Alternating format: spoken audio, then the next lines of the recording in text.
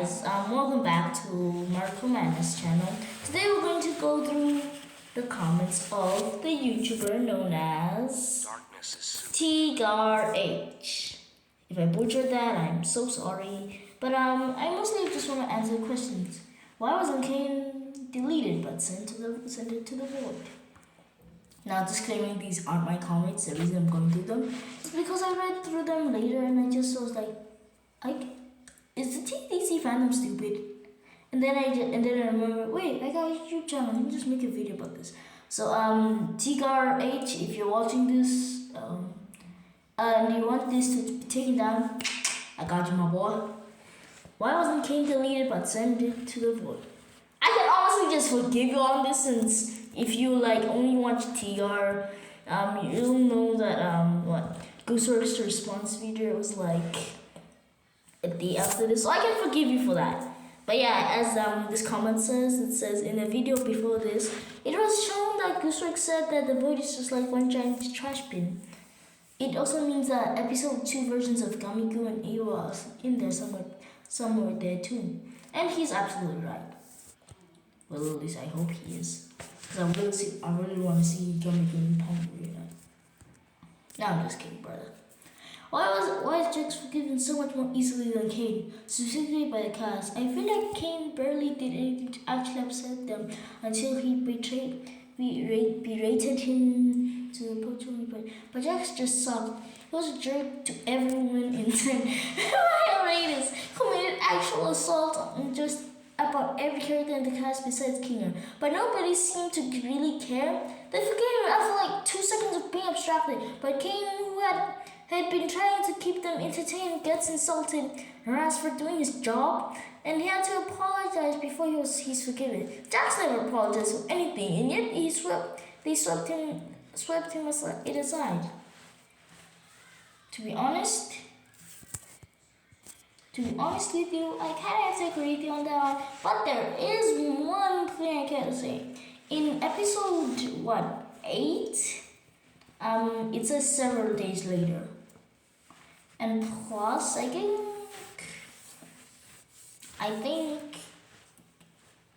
it was like it happened in many days, that whole episode 9 segment. So I guess they kind of just forgot about Jax. But more and more looking into it, yeah, you are right. Like, his whole segment, like, to be honest, when you look at it, they were also doing that stuff to Kane, you know, that stuff. Like, for example, when Pomni says to him, you care more about stroking your own ego than giving us anything we'd actually enjoy. The same thing applied for them. Because, like, being honest, do you really think they ever gave Kane the things he enjoyed, like the reactions? Like, even just faking, like just gratitude. That's all he needed to survive. Like, even at the favorite character awards, it's like what? Damn, forgot. Yeah, it's like no one voted for him, like nice. So yeah, I agree with you on that one. Partially don't. How abstraction really works and what it looks like. I really would like that, and for all those who are saying, oh, but episode 7, I doubt it, because Pom experienced the same thing as Jax, and as we saw, she was merely entering his mind. So when he touched Ribbit, he actually did the same thing as Pomni. Huge foreshadowing. Bro, listen, if I just mind files, then abstraction may be a glitch, and then Kinger or King can fix them, and everyone goes back to the circus. And we have a reply saying, Gooseworks said abstraction can be reversed, sadly. And yeah, but you know how creators have to change things. But yeah, you can't do it. But like personally, Alex Roshan said that abstraction is more like losing yourself. And after you lose yourself, since they're just mind files, losing yourself is basically just losing your entire identity. Since it's like your subconscious in physical form. So when you lose yourself, you have to be replaced by something else. And I think the effects of it are like suicide. But you know, since Pomni can probably just visit Jax, hopefully. I think I'd saved it. What happened to Scratch and when King spawned? But Okay, for this one, that scene was a flashback since we all know that what Scratch is the first to arrive. It's shown here in this card. The staircase sequence with Kane in the void was actually two events that we cut back and forth to the contrast between Kane present day is making a way to the door representing the internet. Kane in the past at the red dot, finding the mind files for the first time and putting them in the circus. Essentially, Mike Dolby's mind file was the first that Kane ever put in the circus, becoming Scratch. The reason I think those two scenes were set because the contrast between the circus and the mind file. Yeah, I personally think the reason though that sequence was put was also to represent on how Kane, in the past was more focused on using multiple ways to solve problems. It also is supposed to reflect, I think, on how Kane discovered humans for the first time.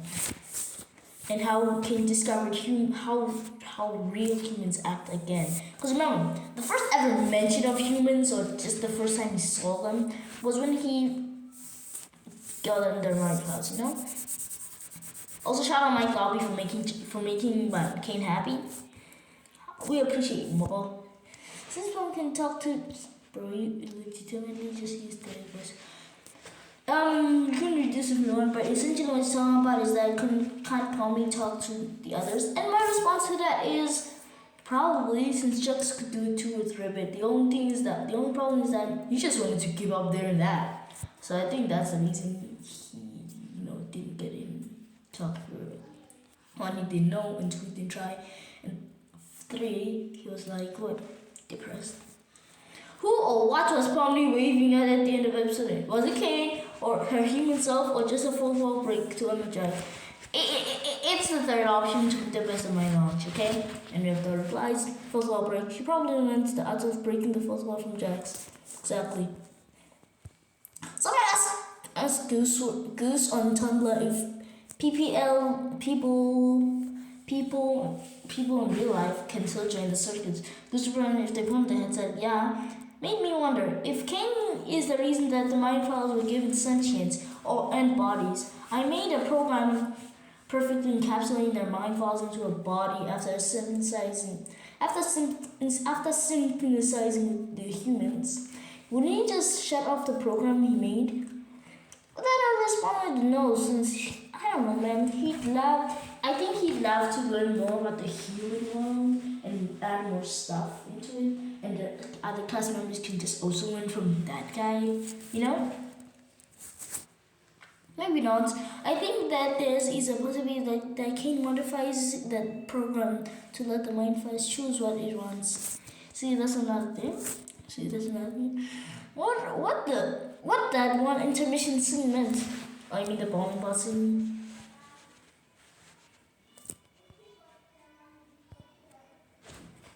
Yeah, it was a music video because she just thought it'd be cool and stuff. Yeah, she said, I believe Goose said that she was going for a music video style for the intermission scene. So that she could have just been because it looked cool. She was asked that this question, I think her response is in the video this channel uploaded right after this one at 1:33. Damn, these ones are really fun. Why weren't the other abstractly able to escape the cell after King was dead? My response to that is that I think King covered it up before they could escape, or they were like holes in their own abstracted zone, so they were like afraid of the light. As we see in episode 1 when Kaufman was like trying to cover his eyes with the light. Why didn't Kaufman have a goofy voice? I mean, that's just a personal preference, my brother. How did Pomni know Ragitha's name in the pilot when she came back to check up on her? If nobody mentioned Ragitha's name before that except for the theme song. I kind of agree with you on that one. But again, remember, King modified their sentience and their mind files body, So my answer to that is probably she was just already built in with it. Reason I say that is because King already knew that. Unless, when we were off screen, she probably heard it from someone who that person was, I ain't got no idea. I got no idea. Why didn't King teleport back to the circus when he was in the void, even though he teleported to in the point? Well, there could be 5 possible options. 1 for plot reasons, 2 cause deletion, unpowder, which I think is the one I believe most. Cause when he was flying, he fell down onto the, as we saw. So I think being in the void too long unpowers him. Cause like if we're going with the Goosew's response, that means that the void is a recycling bin. So you know how things are like stay when they stay there for 30 days, they just delete it completely. They're just gone. So I think he was gradually weakening, and he stayed there for like hours and hours. Cause I think the cast members were like out there for days. And the reason I believe that is because by the time King comes back, it's already nighttime. Now I learned the digital circus's night cycle works in the same way as ours in the real world. I have no idea. And remove some of his powers, remember? Probably the same reason he spontaneously just couldn't fly, and perhaps the teleport has a range limit. It was probably much further out than Pomni ever drifted. And let's see this I was gonna say. First, you're just wasting my time, Pomni's friends review. Legit everything Goose ruined the show by writing it to form around herself, insert Jax, leaving so many things unanswered, You see, I can emphasize on that, but considering that I'm a Jax fan, I kind of get this movie. But I guess I'm just being biased. But I wouldn't say she ruined the show, since we got we got episode 1 introduction, episode 2 Pomni episode 3 is Kinger's episode 4 is Games episode 5 like the backstory episode. You get to learn more about Alcazar. Episode 6 is mainly going to focus on Funny Bunny. Episode 7 focuses on Jackson's past. Episode 8 is more on the King and his backstory. And episode 9 is like just the Jax movie along with the King. Like, I don't think it's because, like, I think Goose was just trying to send a message. Like a message that's more than you'd find me in Second Life. But I think, she's just trying to help out some people. Or maybe that was just her, like, spilling out her feelings. I love this mostly because Jax gets way too much screen time and all the things he left unanswered. I'm so unsatisfied. I just wish we could have gotten at least 3 more episodes. Yeah, the reason Goose didn't do that is because she's the owner writing, so we gotta synthesize with her, guys. Yeah, I feel like Jax being trans doesn't fit with the story she told us. I have some proof. My brother, show us your proof. Jax, Goose always meant for the subtle implied thing, then at the end decided to spell it out with the scene in Rabbit's room. That's because she isn't good at subtle things. She said it herself on Tumblr. It was basically never implied. Gooseworks did it for her self-insert. I don't know, man. I guess he just want. I don't know, man. I guess they could explain why he was purple, and why he was so nervous with the main outfit thing. Why didn't Bubble come back? There's this theory revolving around how Kane put his copy of himself inside Bubble.